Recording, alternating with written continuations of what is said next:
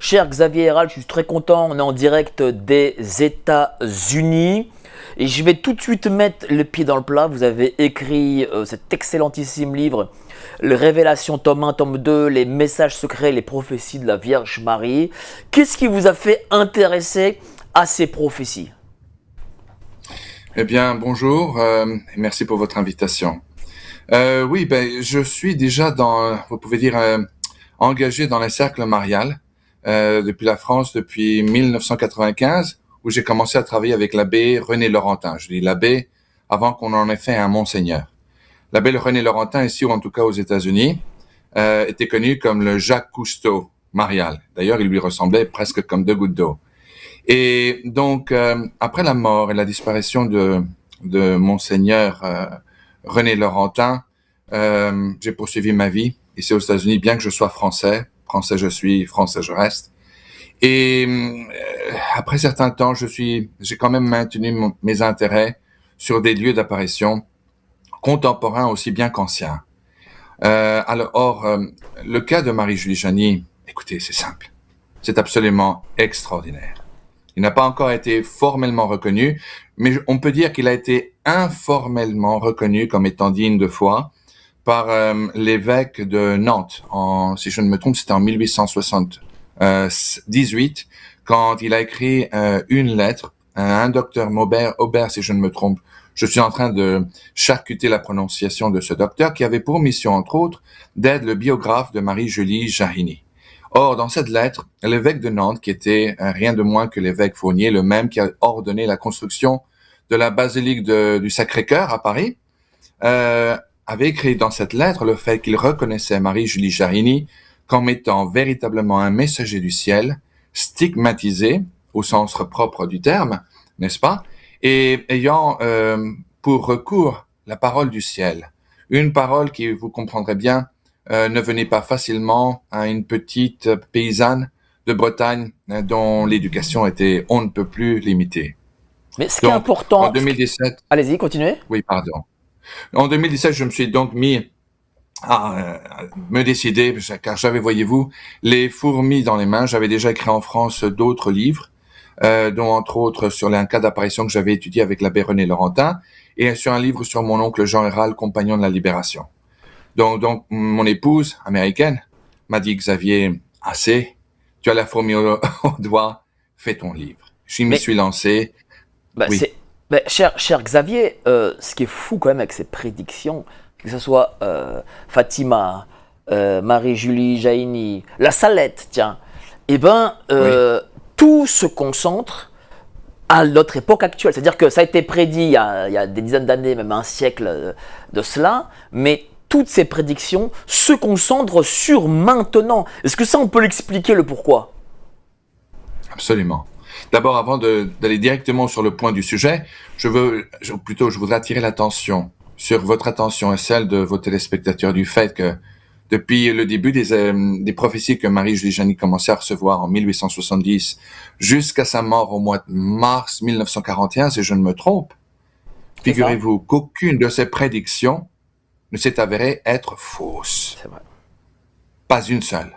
Et ça, je vous soumets le fait que cela est alarmant en vue de ce qu'elle a prédit pour notre présent et encore pire pour notre avenir. Donc, pourquoi cela orbite-t-il aujourd'hui autour de la situation au Moyen-Orient? Parce que nous sommes arrivés à l'épopée d'un nouveau chapitre dans notre histoire. Cela dit en accord à ce que Marie-Julie Jahenny nous révèle. Elle a clairement expliqué que peu de temps après la mort d'une reine anglaise, Alors, vous savez ce qu'on va faire? On va il- montrer... attendez, cher Xavier, on va montrer les textes. je vous en prie. Voilà, prédiction Iran. Voilà, on va montrer les textes de prédiction Iran. Voilà, allez, premier texte. Et vous allez les lire et après vous allez les commenter. Vous arrivez à le lire Ça là? marche? Oui, je le lis. Allez-y. Là, elle dit, mes enfants, c'est le cœur le plus attristé et rempli d'angoisse que je vous recommande aussi de prier beaucoup pour la terre de Jérusalem. Une lutte sanglante y sera déclarée, un peu du côté du roi de Perse, pour une possession en cette terre de peu de valeur, c'est-à-dire pour y ouvrir un passage à ce qui circule sur la terre. Mes enfants, avant même peut-être que la première crise de la fille aînée de l'Église ne soit commencée, il y aura seconde partie, des nouvelles douloureuses de ces peuples Angleterre, Perse, Jérusalem. Tous auront subi de grands maux. Mes enfants, je prévois qu'à la suite de ce trouble qui ira jusqu'au sang et à la mort, il y aura un nouveau règne pour la terre anglaise et un choix qui se fera quand soudain la mort viendra frapper ceux qui ont en main le gouvernail de ce royaume. Pour cette terre, il n'y a pas des années à attendre le choix d'un gouvernement. Il se fera bien du mal et cette terre sera divisée en 4 parties, car leur volonté ne s'accorde nullement. Mes enfants, ceux qui n'y sont pas catholiques ont leur choix mûri lentement, déjà depuis longtemps, et les catholiques ont aussi leur choix fondé, mais ce choix sera rejeté. Ce fut un message de la Vierge Marie à Marie-Julie Janis le 25 août 1882. Elle annonce en gros la guerre actuelle. Alors l'Angleterre, parce qu'on parle d'Angleterre, tiens, si vous pouvez nous expliquer en réalité ce qu'est l'Angleterre dans ce texte par rapport à aujourd'hui. Ah, absolument. Écoutez, cela est le sujet d'une longue conversation, figurez-vous, que j'ai eue avec le fameux abbé René Laurentin, l'expert marial des années 80, 90 et 2000. Or, lui, il m'a dit, rappelez-vous, quand je le connaissais, j'étais un jeune homme dans mes vingtaines, non? Donc, il avait infiniment plus d'expérience que moi, naturellement. Or, l'abbé Laurentin m'avait dit, lors d'une soirée où nous parlions au téléphone, vous savez, Xavier, ce message fait beaucoup de sens, car ici, Marie-Julie Janis ne peut pas faire référence à l'Angleterre, car aujourd'hui, que ça plaise à certains ou pas, l'Angleterre n'est rien de plus que l'ombre d'elle-même aujourd'hui. Donc, aujourd'hui, évidemment, Marie-Julie Janis ne pouvait pas parler des Américains ou des États-Unis. Pourquoi? C'est simple, parce qu'en 1880, cher ami, vous en conviendrez avec moi, les Américains étaient perçus de l'autre côté de l'Atlantique comme simplement des cowboys, à peine armés, qui se dédiaient la partie de leur temps à en finir avec certaines tribus d'Indiens ici et là, pour finalement atteindre le Pacifique et unifier une nation qui encore n'en était pas une. Donc, pour être compréhensible, ici Marie-Julie Janis fait écho d'un message qui clairement parle des anglo-saxons. Car ici, à juste titre, je suis bien placé pour le savoir, les États-Unis considèrent l'Angleterre comme leur allié de prédilection. Donc, dans ce cas-là, il est clairement établi qu'elle fait référence aux anglo-saxons. Jérusalem, quand elle parle de nation, Jérusalem n'a jamais été une nation. Premièrement, c'est une ville. Et, comme nous le savons bien, l'Israël que nous connaissons aujourd'hui, n'a été formé que 3 ans après la fin de la Seconde Guerre mondiale, en 1948. C'est pour ça que, dans le langage de l'époque, il ne pouvait dire que Jérusalem et le roi des Perses. Le roi des Perses. La Perse n'existe, plutôt l'Iran d'aujourd'hui n'existait pas encore à l'époque. Il utilisait un langage local de l'époque pour décrire en détail une situation que nous sommes aujourd'hui encore en train de vivre et qui, j'attire cela à votre attention, qui à l'époque ne faisait aucun sens, mais ce qui s'appelle aucun sens. C'est tout à fait comme les apparitions de la Vierge Marie. Quand la Vierge Marie en 17, c'est une brève parenthèse, non? Mais ça démontre le point. Quand la Vierge Marie parlait en 1917 que si l'humanité au conditionnel ne revenait pas au Christ, il y aurait une seconde guerre mondiale pire que celle que l'Europe était en train de vivre à l'époque.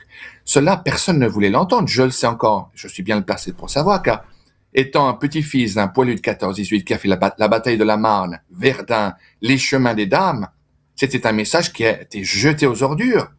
Après avoir vécu 3 ans d'enfer, on ne voulait pas entendre parler d'une seconde guerre mondiale qui était supposée être pire que la première. C'était la der des der. Rappelez-vous. Et quand on parle de la Russie, quand la Vierge Marie parlait à la petite Jacinta dos Santos, que la Russie, également si l'humanité ne viendrait pas se convertir à l'humanité ou à son fils, la Russie propagerait ses erreurs autour du monde. Encore une fois, imaginez-vous. La Russie venait de signer un armistice on ne peut plus humiliant avec le Kaiser de l'Allemagne et avec l'Empire austro-hongrois. Comment est-ce que cette petite nation, cette immense nation, mais avec une armée de 3e catégorie, formée et constituée de Cosaques qui étaient tellement ivres par la quantité de vodka qu'ils buvaient, ils ne pouvaient même pas se tenir tout droit sur leurs chevaux. Ça ne faisait aucun sens. Même chose pour le cas de Marie-Julie Janis. Les messages de l'époque n'étaient point adressés pour la situation géopolitique de l'époque, mais pour la nôtre. Et un bon entendeur, salut. Donc c'est-à-dire que Parce que le texte dit aussi que c'est suite au décès d'une reine d'Angleterre, donc la reine Élisabeth II, que Oui, tout cela commencerait, toutes ces actions commenceraient. exactement. Absolument. Et c'est exactement ce qui s'est passé. Cela n'est pas sujet à des discussions qui ont toujours un début et jamais une fin. C'est ce qui s'est passé. Point à la ligne. Or, maintenant, ce qui est le plus grave, c'est que si encore une fois, pour la énième fois, les prophéties de Marie-Julie Janis s'avèrent être vraies, réelles, ben écoutez, attachez votre ceinture de sécurité. Car pour les événements qui ont été annoncés pour l'avenir ne sont point attirants, ça ne fait pas rêver, loin de là. Alors, cette guerre Iran-Perse contre les Anglo-Saxons et Jérusalem, jusqu'où elle doit amener tous ces co-belligérants? Eh bien, voilà. Là, on ouvre a new can of worms, comme on dit en anglais. On ouvre un nouveau chapitre. Marie-Julie Janis annonce les événements suivants. Cette guerre n'aura pas de fin. Elle ne sera simplement que le catalyste d'une situation qui deviendra infiniment plus grave. D'après et je vous en prie, ça va être long, interrompez-moi Allez-y, allez-y, allez-y, quand vous le allez-y. désirez. Allez-y parce que Ok. c'est excessivement important et les gens ne savent pas forcément parce que Marie-Julie Jaini, bon, elle est connue de nos cercles, mais peut-être pas au-delà. Je pense pas que les Français dans leur ensemble connaissent les prédictions de Marie-Julie Jaini, et pourtant ils devraient les connaître. Eh ben, il faut vraiment qu'il y ait de l'explication et qu'on puisse justement expliquer aux gens ce qu'il en est réellement parce qu'il en va de l'avenir de l'humanité. Vous ne pouvez pas avoir plus raison. C'est tout à fait vrai. Et cela est l'unique objet pour lequel je me dédie à ce genre d'activité, aussi bien aux États-Unis qu'en France, avec ma propre chaîne et d'autres. Et même, je me lance même dans les pays hispaniques, c'est vous dire.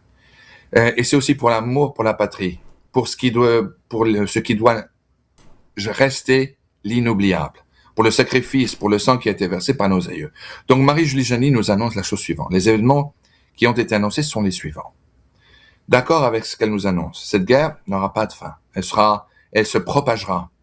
Et sur ce, il y aura donc 3 crises qu'elle annonce peu de temps après ou pendant le courant de ce grand conflit régional qui deviendra plus tard mondial ou universel, en utilisant les propres mots de Marie-Julie Jaini. Non. D'après elle, et je voudrais marquer un point aussi, Marie-Julie Jaini n'était pas seulement une prophète ou un messager du ciel, elle était stigmatisée, comme je l'ai dit, son histoire en question de miracle, c'est-à-dire le surnaturel qui accompagne toujours un message du ciel, sont absolument incontestés et absolument remarquables. Mais revenons donc au point que vous avez souligné. Marie-Julie Janis a annoncé que peu de temps après le début de ce conflit régional, il y aura 3 crises en Europe qui suivront. La première viendra d'une crise qui aura lieu à l'intérieur de l'Église catholique romaine et apostolique, Rome, le Vatican. Elle expliqua très clairement que, effectivement, il y aura une forme de guerre civile, de nouvelles idéologies qui auront réussi à pénétrer à travers plusieurs lobbies anti-catholiques l'intérieur de la fondation même de notre Église à Rome, au Vatican. On peut peut-être montrer d'ailleurs les textes. On a les Je vous en prédictions, prie. les textes prédictions sur l'Église, voilà. Euh, voilà, on les diffuse, voilà, ils sont là. Allô, vous m'entendez? Oui, je suis là. Voulez-vous que je les Allez-y, lise? allez-y si vous voulez, oui. Ah, d'accord. La voix dit que l'Église restera vacante de longs mois. Elle ajoute, le 3e pape sera plus saint, mais ne régnera que 3 ans, avant que Dieu ne l'appelle pour la récompense. À Naples, la persécution dépassera 19 mois. Non? Euh, on parle ici du 3e pape. Marie-Julie Janis avait annoncé le 25 septembre, qui est la fête de Saint-Michel-Archange, 1878, si ma mémoire est bonne, qu'il y aurait entre guillemets, 2 antipapes successifs. Cela est de toute première importance. Je ne sais pas, en France, malheureusement, c'est le comble. On connaît beaucoup moins Marie-Julie Jaini qu'aux États-Unis. Je crois que ça fait 3 ans que je me lance dans la campagne de Marie-Julie Jaini, donc je l'ai fait bien connaître. Et d'autres ont pris en même temps le relais, en même temps que moi, ce dont je me réjouis énormément. Mais effectivement, cette prophétie de Marie-Julie Jahini, encore une fois, une prophète qui ne s'est jamais, au grand jamais, trompée, on ne peut pas le souligner suffisamment, a annoncé qu'il y aurait 2 antipapes qui seraient successifs. Et entre parenthèses, cela est tout à fait parallèle à un des secrets de La Salette, lieu d'apparition qui a été formellement reconnu aussi bien par l'évêque de Grenoble en 1850, et corrigez-moi si vous voyez Non, vous avez raison. je vous en prie. Allez-y. Et qui a été contre-confirmé par le dicaster de la doctrine de la foi à Rome en 1851, où il dit très clairement que le jour viendra où il y aurait 2 papes vermoulus et que Rome perdrait la foi, tomberait à genoux et que pendant un temps très bref, un antipape siégerait au Vatican. Est-ce que l'on parle, est-ce que les 2 papes, l'antéchrist déjà. Alors attendez, oui. Revenons au pape. Est-ce que les 2 papes sont François et Léon XIV? Écoutez, j'ai mon opinion là-dessus, mais dites-la. Si vous voulez la dire, bon. Non, je ne préfère ne pas le dire. C'est une question de discrétion pour une simple raison. Je prie toujours. Je ne suis pas un fervent admirateur du pape François. J'ai toujours prié pour lui. Je suis en plein désaccord avec toutes ces doctrines, à commencer par Fiducia Supplicans, ou même avec la question de l'incident de Pachamama, qui n'était rien de moins qu'une idolâtrie, ou une complicité à l'idolâtrie. C'est injustifiable. Point la ligne. C'est une chose que jamais notre Seigneur n'aurait fait, n'aurait participé. Mais j'ai toujours prié pour lui. Je suis resté en ce qui me concerne. Vous m'avez posé une question, je vais vous répondre directement. Aussi longtemps que l'Église catholique maintiendra le Saint-Sacrement de l'autel, comme il l'est aujourd'hui, sans changer le formulaire de la consécration de l'Eucharistie, aussi longtemps que les sacrements restent intacts, je reste un fils fidèle du magistère de l'Église catholique. Lorsque cela changera, je refuserai à ce moment-là de me faire complice d'une abomination et d'une haute trahison, non plus simplement un sacrement, mais à la personne même de notre Seigneur, qui est la Sainte Eucharistie, le corps et le sang, l'âme et la divinité de notre Seigneur Jésus-Christ. C'est la meilleure réponse que je puisse vous donner. Pas de problème. Alors, on va continuer la lecture. Attendez, on va me mettre le texte d'avant, dans le texte d'avant. Oui, il habite au dernier... Voilà, et a marqué oui. Un massacre s'accomplira sur la terre de Naples en l'espace de 3 jours. Les flammes forment en grosses lettres moulées que je peux lire sans me tromper. Ce nom, je le vois hors du soleil pour comprendre, c'est Archel de la Torre. Il est répété Archel de la Torre. C'est le nom du prince qui aura exercé ce grand massacre contre les religieux prêtres et religieuses de ces... attendez, je vois pas. De ces lieux. Excusez-moi, je me fais vieux. Bienvenue au club. C'est quand même... Là, ce message-là est apocalyptique. Il est apocalyptique. Je vais vous en dire plus. C'était Saint Michel d'Archange qui lui a révélé cette information, cette prophétie. Et il a expliqué que cet homme-là serait un antichrist, mais avec un A minuscule. Cet homme, d'accord aux prophéties ou aux révélations qui lui ont été faites par Saint Michel d'Archange, à Marie-Julie Jahini, proviendrait d'une famille germano-pakistanaise, qui originellement avait des racines catholiques. Cette famille vivrait normalement en Pakistan. Et il y aurait 2 fils qui en sortiraient comme fruit de ce mariage. Cette famille se convertira très rapidement, je n'en connais pas les circonstances, à l'islam. Les 2 fils en question quitteraient le Pakistan pour traverser l'Iran, l'Irak, la Syrie. L'un des 2 ira en Turquie où malheureusement ou heureusement, il perdra la vie. L'autre, Michael de la Torre, et ça sonne très latin, j'en suis tout à fait d'accord, était un nom tellement compliqué pour Marie-Julie Jahini à retenir qu'il a fallu que Saint Michel d'Archange le répète 3 fois pour que finalement elle sache le prononcer, l'écrire et le reproduire. Cet individu viendra en Italie sur invitation de ses alliés pendant un grand conflit qui aura lieu en Europe. J'allais y arriver, c'était le courant de la seconde crise qui a été décrite par Marie-Julie Jahini.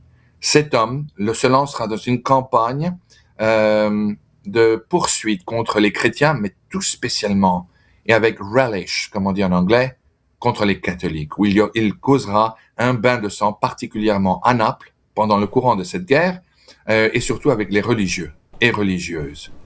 Maintenant, pour revenir à la seconde crise, après la première crise qui aura trait à une révolution et un désordre complet, aussi bien dans l'Église catholique qu'en France et ailleurs en Europe, car Marie-Julie Jarrini a prophétisé qu'il y aurait dans certains pays d'Europe une révolution d'une masse incontable d'immigrants provenant de l'Afrique du Nord et de l'Afrique du Sub-Sahara et du Moyen-Orient, particulièrement en Allemagne, en Italie, en Espagne, en Angleterre, mais toutes spécialement et principalement en France, où d'après elle, le jour viendra où la France deviendra mahométaine. C'est très grave. Mais je me demande si aujourd'hui, cela est si difficile à accepter, car, voyez-vous, je suis français et je vous l'ai dit jusqu'au bout des ongles, et j'aime profondément ma patrie. Les circonstances qui font en fait que je vive ici sont miennes, mais je fais la navette très souvent entre les États-Unis et la France. Mais j'ai refusé de changer de nationalité. Or, je peux vous dire ceci. Chaque fois que je reviens en France, je reconnais de moins en moins mon pays, et c'est avec un cœur déchiré que vos téléspectateurs ne le savaient pas, que j'ai appris qu'effectivement aujourd'hui, il y a non seulement plus de musulmans pratiquants dans la terre de Saint-Louis que de catholiques, mais qu'il y a également beaucoup plus de mosquées aujourd'hui qu'il n'y en avait même il y a 50 ans de cela, alors qu'il y en avait peut-être il y a une cinquantaine d'années de cela. Aujourd'hui, il y en a plus de 2000. Et plus de pratiquants musulmans que de pratiquants catholiques.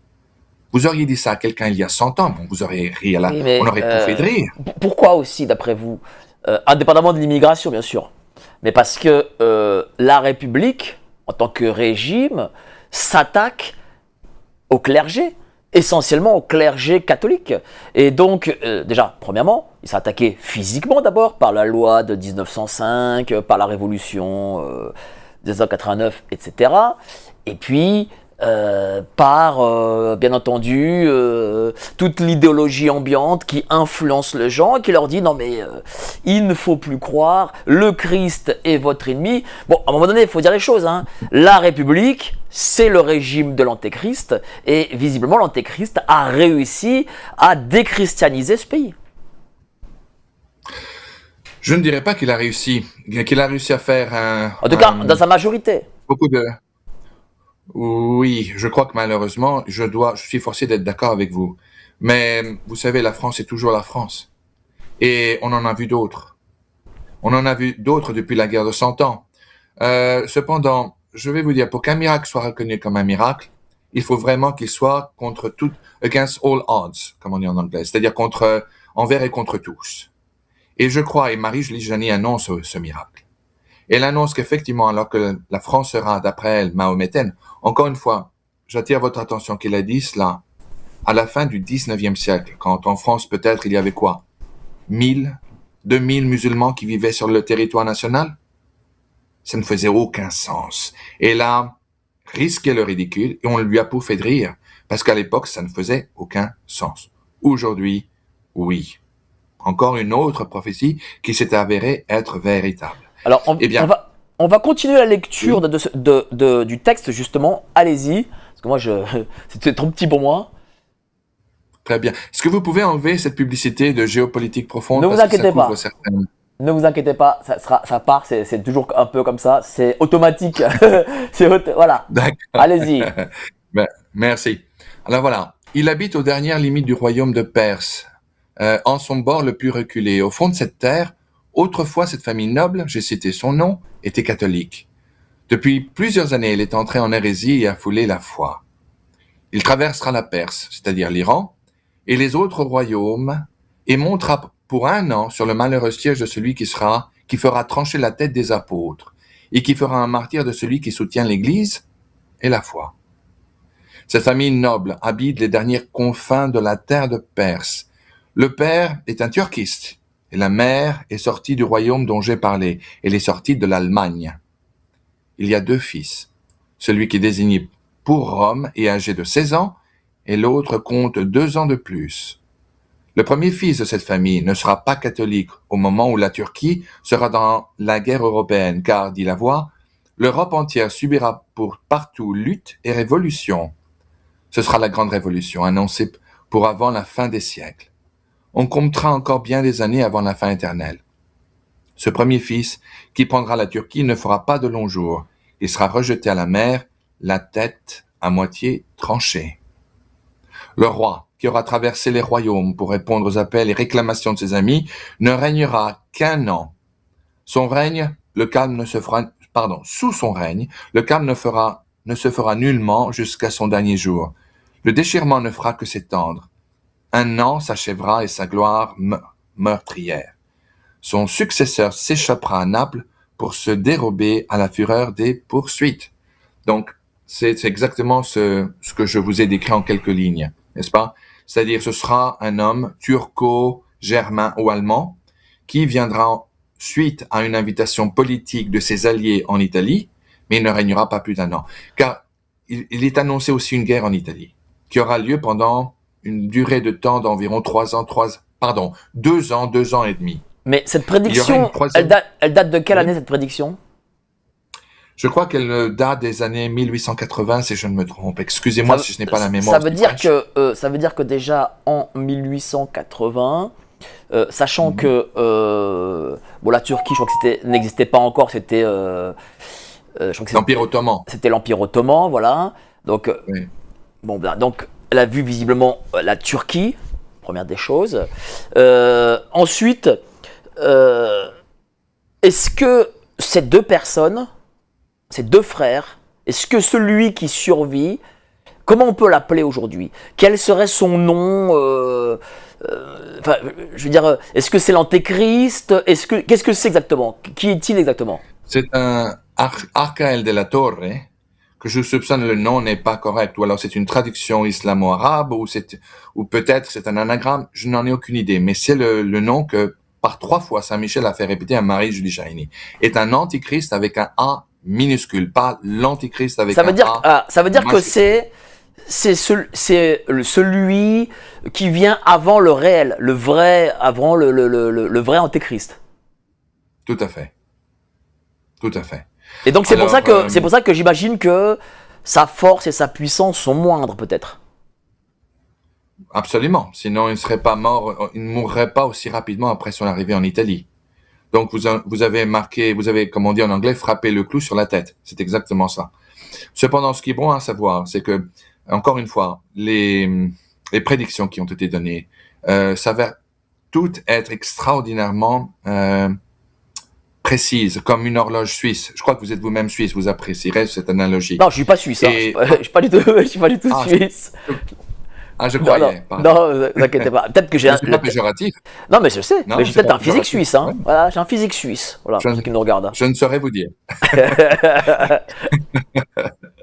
De toute façon, pour continuer, Marie-Julie Jaïni, donc. Mais attendez, continuons sur ces deux prédictions parce qu'elles sont importantes et vous inquiétez pas, il reste encore 1 heure, donc on a le temps. La première prédiction quand même qui parle de cette guerre en Iran, on est en plein dedans. Est-ce que cette guerre en Iran peut aller au-delà de ce conflit régional d'après ces prédictions? Oui. Comme je vous l'ai dit, ce serait, d'après Marie-Julie Jaïni, une forme de catalyste. Ce conflit régional sera un catalyste à une 3e guerre mondiale, un troisième conflit mondial, qui évidemment se joindra aussi éventuellement à celui de l'Ukraine, bien qu'il n'a pas mentionné l'Ukraine par nom, mais il a parlé de l'Europe de l'Est, un conflit qui viendrait en fait en Europe de l'Est. Écoutez, c'est simple, Monsieur Borowski, je vais vous faire une confession. Je vais faire en fait une révélation, un secret que vous ne répéterez pas. On est que tous les deux. Le suivant. D'accord. Ce que je vous propose, c'est ceci.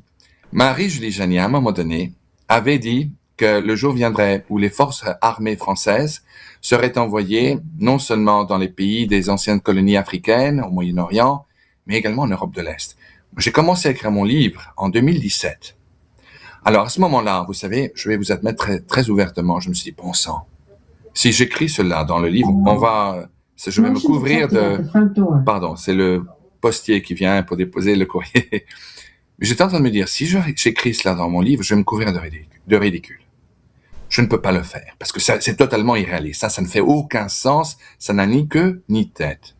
Et ensuite, je vais vous dire, je me suis dit moi-même, je suis un bel hypocrite, car dans mon livre, je pointe du doigt les erreurs faites et commises par l'Église catholique en ayant caché, par exemple, les secrets de la Salette et en ayant caché même le troisième secret de Fatima. Car vous savez, celui qui a été relâché en juin de l'an 2000 par son éminence le cardinal Bertone n'était qu'une première moitié. Mais nous en reviendrons, si vous voulez, lors d'une prochaine émission sur ce sujet.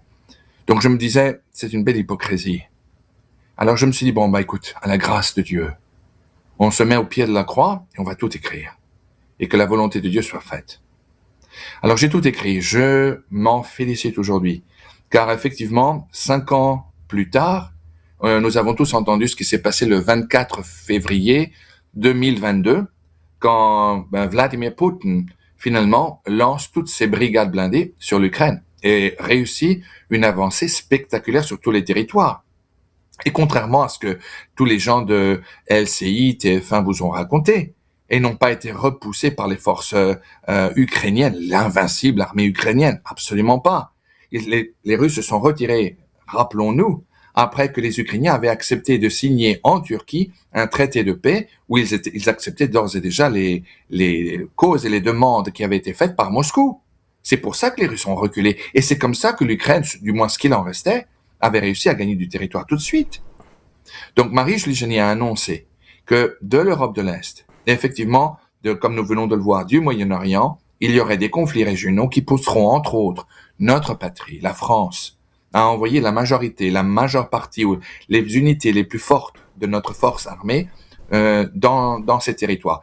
Et à l'époque, je me disais, bon sang, mais où est-ce que la France va envoyer des forces armées en Europe de l'Est? Enfin, ça ne fait aucun sens. Et effectivement, aujourd'hui, nous avons des troupes armées, fortement armées jusqu'aux dents en Roumanie, en Pologne, dans les pays baltes. Nous avons déjà envoyé au début de la guerre d'Ukraine, même notre fleuron de la marine, de la Royale, le fameux porte-avions thermonucléaire, Charles de Gaulle, Charles de Gaulle, pour patrouiller l'air territorial roumain. Nous sommes présents, omniprésents partout en Europe de l'Est, comme nous le sommes aussi aujourd'hui en Jordanie, comme nous le sommes aujourd'hui également dans certaines positions en Irak, comme nous le sommes aujourd'hui dans le Moyen-Orient. Nous avons quelques bases encore en Afrique que notre cher président Emmanuel Macron n'a pas encore dilapidé par sa bêtise diplômée. Mais enfin, tout cela a été annoncé. Mais c'est intéressant que vous le disiez, parce que souvent on reçoit des militaires de haut rang et ils nous disent nous n'avons pas les possibilités d'aller à tel et tel endroit ou de faire telle chose. Mais les prédictions disent le contraire. Et c'est pas. Et d'ailleurs, il y a une chose aussi qu'il faut dire aux gens, c'est qu'il y a peut-être la logique militaire, mais il y a la logique aussi qui est une chose. La logique militaire est une chose, mais il y a la logique des fous qui sont à la tête de notre pays, ou des soldats du malin qui sont à la tête de notre pays, et leur logique elle est différente. Et ils s'en fichent d'avoir une petite armée ou pas. Ma famille est une vieille famille militaire française. La première chose que je peux vous dire, c'est que, par exemple, les généraux qui sont invités sur les plateaux de LCI, vous savez, leur manque de culture est effrayant. Ils ne peuvent même pas vous expliquer ou vous donner des dates de l'invasion de l'opération Barbarossa ou opération Torch, lorsque les Alliés ont débarqué en Afrique du Nord. Il y a des généraux français, effectivement, qui sont tout à fait en désaccord avec la politique aujourd'hui menée par le gouvernement qui est nôtre. Je n'ai qu'à mentionner le plus fameux, le plus glorieux de tous, qui semble le moindre doute, le général de Villiers. Écoutez ce qu'il a à dire, cet homme-là. Il contradit carrément tous ces généraux qui ont été choisis à la pincette pour apparaître sur les plateaux de LCI ou d'autres chaînes de nouvelles, pour pouvoir dire ce que l'on veut les entendre dire. Aujourd'hui, je peux vous dire que les généraux français, les généraux d'état-major français qui suivent les ordres de l'Élysée sont encore une fois, je le regrette de le dire, en retard d'une guerre. Quand ils pensent, nous devons lancer notre armée française en Ukraine, nous ne pouvons pas tolérer que la Russie finisse avec l'Ukraine. Excusez-moi, mais je n'ai jamais pu comprendre pourquoi il n'y a jamais eu quelqu'un en face de ces généraux d'opérette qui ont pu leur dire, mais mon général, vous rendez-vous compte des circonstances et des conséquences qui peuvent suivre à cela? Parce que certainement, un jour, quand on se trouvera au bord d'un immense cratère sans fond, avec des poussières radioactives, et qu'on verra ce qui était auparavant un Paris qui sera pulvérisé, trouverons-nous notre consolation en voyant cela et en se disant, on a fait la bonne chose. Mais le niveau d'irresponsabilité, la parole facile qui est employée dans les médias aujourd'hui est la chose la plus irresponsable que je n'ai jamais vue. Où est la discrétion militaire? Où est la réserve? Où est l'intelligence? C'est vrai. Ça veut dire quoi? Ça veut dire que Marie-Julie Jaini, elle voit, enfin, dans sa prédiction, que de la guerre entre les anglo-saxons, Jérusalem et l'Iran découlera une guerre nucléaire. Je vais vous donner tous les détails de cette guerre nucléaire Allez-y. Préparez-vous. Elle a effectivement vu exactement cela. Elle a dit que le moment viendrait où, après qu'il y ait eu des révolutions en France, où un parti de gauche qui se sera allié avec une force islamiste en France aura pris par force anarchique le pouvoir en France, que des révolutions similaires en Allemagne, en France, en Italie et en Angleterre qui auront lieu, la Russie prendra avantage de ce désordre qui sera causé par le désordre interne et se lancera, après avoir formé et forgé une alliance avec un consortium de nations musulmanes, se lancera dans une Blitzkrieg, une guerre éclair, qui verra l'armée russe traverser comme un couteau dans une barre de beurre, aussi bien la Pologne que l'Allemagne, qu'après cette opération avoir été lancée, ils arriveront en Rhin en 2 jours. Et elle expliquait également que les forces russes traverseront également les Balkans, à commencer par la Hongrie, la République tchèque, ils arriveront jusqu'en Autriche et le nord de l'Italie. Pendant ce temps, d'après Marie-Julie Jaini, les forces musulmanes débarqueront en Sicile, Sardaigne, le sud de l'Italie, la Corse, la Provence, Costa del Sol en Espagne et Andalucía, dans le sud de l'Espagne.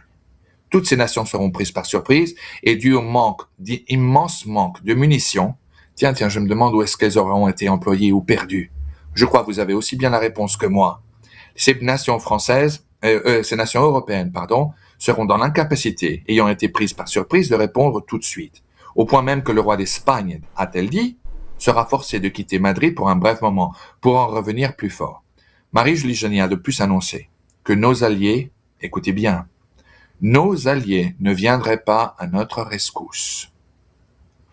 Vivant aux États-Unis, je vous le dis solennellement, qu'effectivement aujourd'hui, si l'Europe était victime d'une attaque conventionnelle sur son territoire, Donald Trump aujourd'hui n'enverrait pas le American Boys sur le continent européen par le dégoût qu'il a de ses alliés et de l'OTAN en général.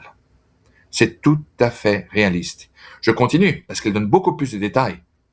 Marie-Julie Jaini a annoncé effectivement qu'après l'occupation temporaire du Danemark, des pays du Benelux, premièrement, il y aura une brève pause sur le Rhin qui sera devenu rouge par le sang qui aura été versé. À ce moment-là, et une fois de plus, je fais écho d'une de mes nombreuses conversations que j'ai eues avec l'abbé René Laurentin. À ce moment-là, très assurément, les Russes feront face à la doctrine de dissuasion nucléaire française, qui, comme vous le savez, a été montée, grâce à Dieu, par le général de Gaulle et par tous ses successeurs, de Pompidou jusqu'à ce farfelu, ce petit bonhomme, ce petit moyen qui est Emmanuel Macron. Bon, il y aura 3 attaques qui finalement, parce que les Russes penseront que ce sera un bluff français. Et à juste titre. D'après Marie-Julie Jaini, 3 fers de lance traverseront les frontières. Le premier, remarquablement, n'aura pas pour objectif principal Paris, incroyablement. Mais au contraire, ce sera d'abord Orléans, puis Nantes, avec objet principal l'objectif d'atteindre les plages sur l'Atlantique. Le second fer de lance qui sera lancé en France, alors là, ce sera la Picardie, enfin ce qui s'appelait auparavant la Picardie, partie de la Normandie et évidemment Paris, qui résistera approximativement pendant 45 jours. Et qui, après 45 jours d'une défense héroïque, ne pourra plus continuer le combat, encore une fois, pour manque de munitions. Des munitions que nous avons délabrées et offertes comme des sucettes à des gens qui, effectivement, les ont revendues, entre autres, aux cartels de Colombie et de Mexique, du moins en partie. La troisième attaque, le troisième fer de lance, traversera la Suisse. Les Vosges arriveront en France centrale pour faire une jonction avec les forces d'invasion qui proviendront de la Provence, c'est-à-dire les forces arabo-musulmanes, qui elles aussi, toutes auront pour objectif d'atteindre les côtes atlantiques. Elles échoueront toutes, jusqu'au moment où, d'après Marie-Julie Janis, il y aura un front qui restera plus ou moins stable, si je ne me trompe, entre Le Havre et Bordeaux, si je ne fais pas erreur. N'est-ce pas? Oui, c'est ça. Je ne me rappelle plus si c'est entre Le Havre ou entre Rouen et Bordeaux, mais c'est pas on grave. a les textes, on va montrer les textes. On va les lire. Regardez. Merci. Vous voyez, mon peuple et les lois vont prendre leur détermination et la France avait 2 ans, je te donnerai le jour fixe. Avant 2 ans, la France presque entière sera devenue mahométaine et sans religion. C'est pendant cette période troublée que seront promulguées les lois infâmes visant entre autres à établir un contrôle du pouvoir sur la religion, à soumettre le clergé au pouvoir révolutionnaire, à persécuter ainsi toute opposition, coupant tout lien hiérarchique avec Rome. Des révolutionnaires instaureront la mise en place d'un pouvoir totalitaire avec un régime de justice expéditive, des opposants de surveillance, de dénonciation, ceci sur fond de disette du fait des récoltes insuffisantes et des calamités, des pluies torrentielles entraînant de grands retards dans les cultures seront un des signes précurseurs de cette révolution. Et ça, cher ami, c'est très vite. Ça va se passer dans très peu de temps. Absolument. D'ailleurs, c'est remarquable. Vous avez marqué un très bon point là. Marie-Julie Janis, ça c'est juste avant la guerre. Non. Et je sais quel est l'argument contraire qui s'opposera à ce que je viens de vous dire. Mais j'en reviens tout de suite, si vous me le permettez. Allez-y. Concernant la situation politique en France, Marie-Julie Janis a annoncé que le jour viendrait où il y aurait 3 partis politiques fondamentaux en France. 2 qui seraient mauvais, dans ses propres mots, et 1 qui serait bon. Il y en a un qui serait le plus mauvais d'après elle, qui sera de gauche, gauchiste, socio-communiste, allié aux islamistes de France, et que celui-ci viendra à un moment donné à refuser le résultat de certaines élections, qui prendra le pouvoir par la force, au point de brûler certaines parties de Paris, de chasser les locataires de l'Élysée et de prendre le pouvoir de facto par la force. Ce sera une nation qui deviendra anarchique. Ce sera à ce moment-là qu'il y aura effectivement le martyre de la foi catholique. Les basiliques seront détruites, les églises seront brûlées, saccagées, violées. La basilique du Sacré-Cœur, en accord à Marie-Julie Janis, sera occupée par les nouveaux membres d'un parlement islamo-gauchiste pour en faire une chambre de parlement, car elle réside sur la plus haute colline de Paris. Ça veut dire quoi? Ça veut dire que Marie-Julie Janis, elle a prédit il y a 140 ans, elle a prédit Oui.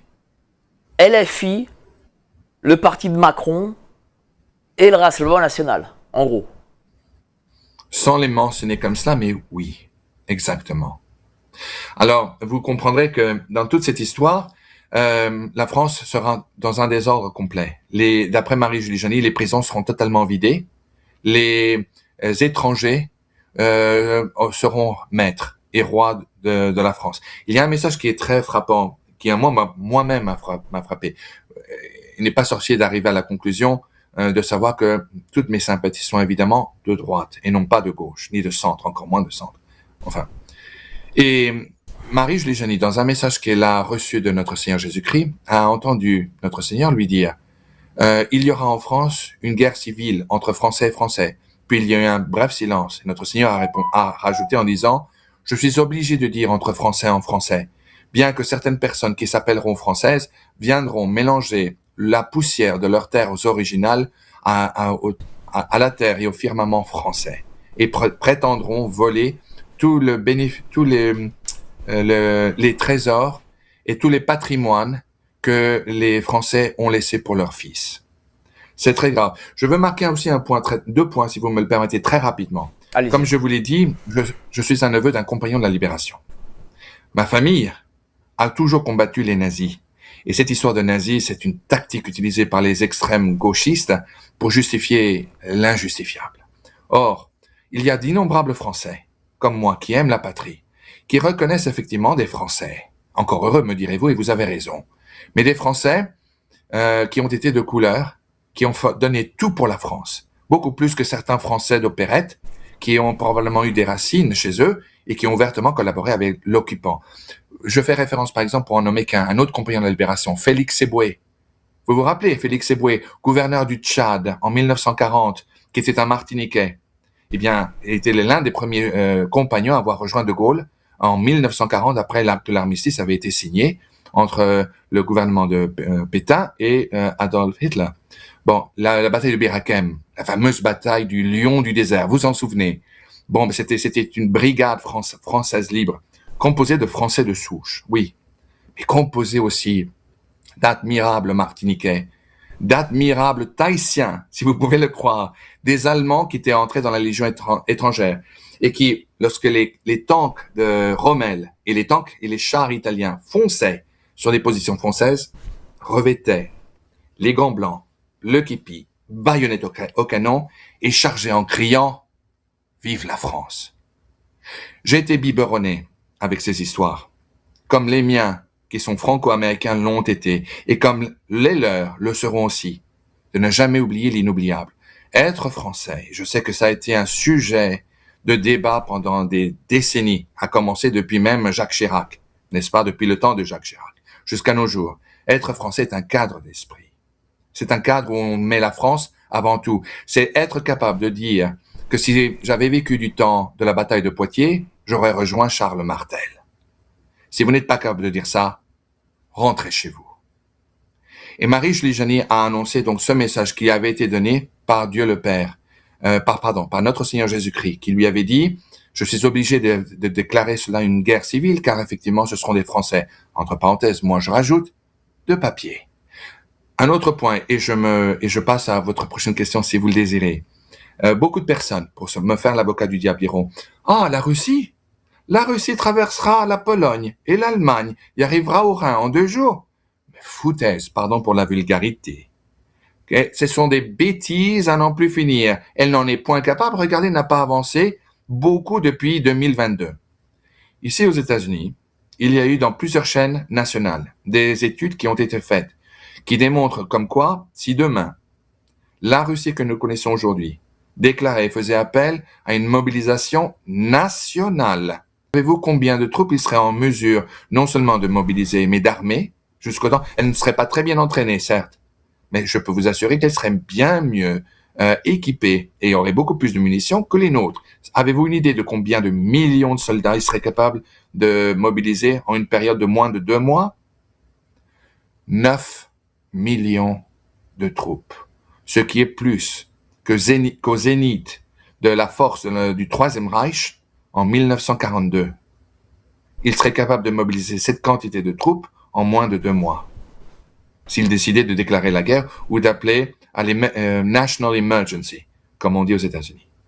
Ça, personne n'en parle en France. Pourquoi? Vous croyez vraiment qu'on est à ce moment du XXIe siècle tellement aveugle? C'est une vérité qui n'est pas bonne à entendre.